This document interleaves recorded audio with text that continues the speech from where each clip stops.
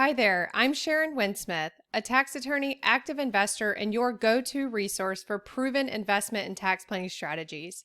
In this video, I'm going to talk to you about whether or not you can claim a tax deduction for certain investment expenses. I'll walk you through some different investment expenses and what types of investment expenses you might typically find yourself having, and talk to you about whether those are or are not tax deductible. Also, it's important to know that there was a recent law change on this. Prior to the Trump tax law changes that went into effect a couple of years ago, you were actually able to deduct investment expenses subject to that 2% AGI floor. So the previous law was that if your investment expenses exceeded 2% of your AGI or adjusted gross income, you could commonly deduct those expenses. However, there were some limitations and things like an AMT add back. So if you were in the alternative minimum tax, you were required to add back those investment expenses and commonly found yourself not being able to get a tax benefit for that. But let's talk about what the current law is today. So today, unfortunately, investment expenses are almost always not tax deductible. I'll talk to you about the one or a few exceptions where you can claim tax deductions, but the baseline rule is that you cannot claim a tax deduction for investment expenses. So what do I mean when I say investment expenses or investment fees? These are commonly thought to be things like fees you pay your financial advisor. So if you have a financial advisor and you're paying them, a percentage or 0.5% every year of your assets that they manage, you get no tax benefit or deduction for those fees. So that's just a hard cost that you lose and will eat into the returns that you earn on your investment gains in the future. Also, things like broker fees, custodial fees, anything that you're paying for your online portfolio, anything that's related to, managing your stock or bond portfolios, those are not going to be deductible. One big one here is fund level expenses. So if you invest in an investment fund, like a real estate fund or a VC or PE fund, you are commonly charged management fees. So a very common example or fact pattern of how those fees work is that you might be charged a 2% management fee every year. And that means the fund manager is paid 2% of the total assets that the fund has under its management as a management fee every year. Unfortunately, those fees and expenses are not deductible. So that can be a big loss from a tax standpoint of being able to claim a deduction for those. There are some exceptions and some workarounds there that I'll talk to you a little bit about later on in this video.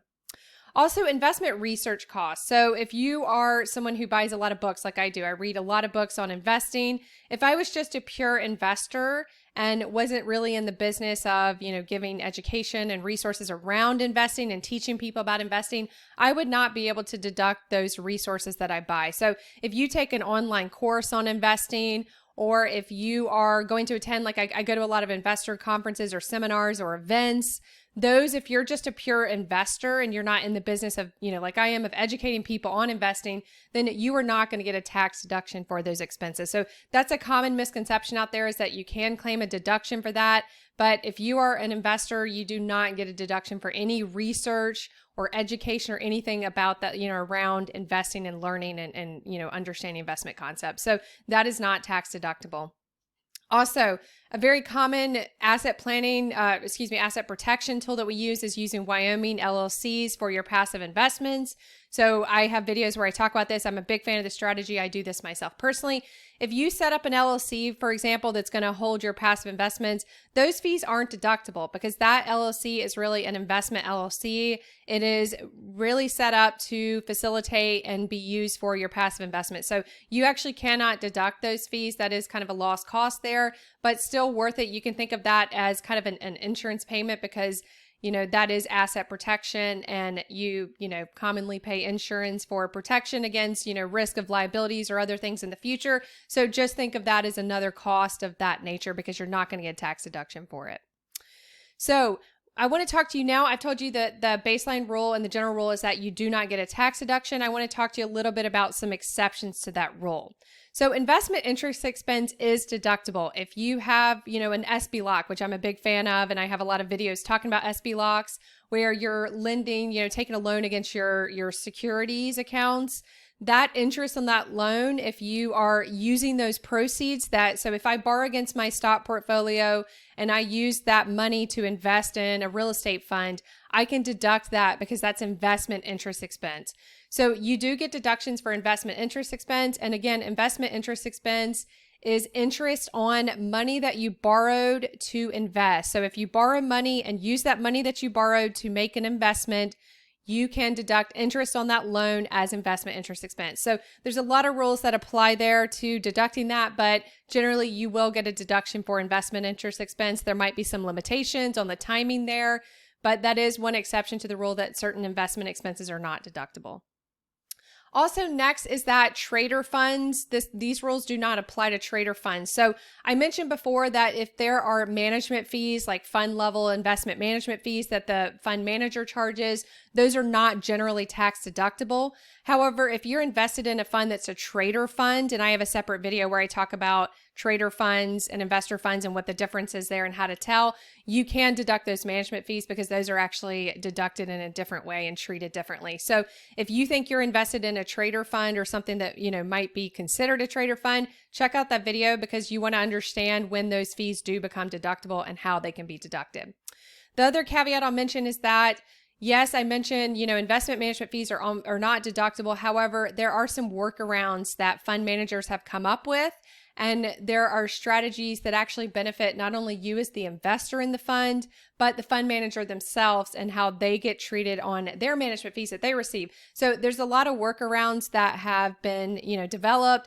They were actually in place before the law change where you couldn't deduct investment expenses because, as I mentioned at the beginning, the previous rule, and what this will actually be the rule in 2026 again, when the Trump tax law changes go off the table, as long as, Congress doesn't act to extend anything, you would then revert back to the old rule in 2026 where you can deduct investment management fees above that 2% AGI threshold. However, as I mentioned, a lot of people weren't getting deductions because the fees didn't go above the threshold, or they were in the AMT or otherwise, had limitations on being able to take those fees on their tax returns. So these workarounds that fund managers have used have been in place for a long time, way before the law changes. They're even more relevant now. There are things like management fee waivers or reclassifications of fees. So check out my video where I explain how fund managers do the management fee waiver and how that can benefit you if you are an investor in a fund. And you might want to look for those fund managers who do actually offer those management fee waivers. I really like when I see a fund manager that does that because it really helps me. It helps them, so it's a win-win for everybody, but it helps me as well as an investor get the tax benefit of getting to deduct those fees that I'm having to pay them for managing my money. So lastly, this is a big myth out there. I see this all the time. I'm in, a lot of different investor groups and clubs where people talk about, well, if you want to start deducting and avoid this rule where you can't deduct investment expenses, just set up an LLC. That is not the case. Setting up an LLC does not change whether or not something is tax deductible or not. LLCs have virtually no impact on taxes. They're not even a tax concept.